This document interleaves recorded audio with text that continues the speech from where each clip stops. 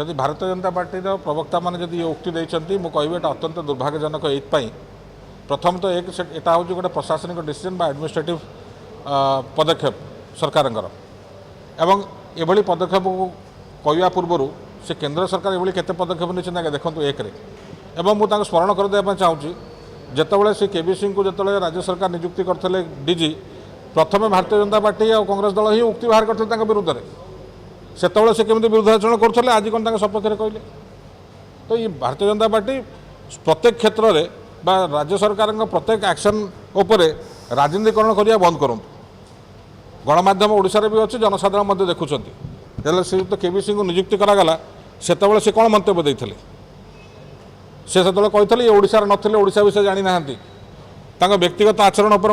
टिप्पणी देते कांग्रेस विधायक मैंने बीजेपी विधायक मैंने आज ये कथा कहबार यथार्थ ता अर्थात केवल राजनीति।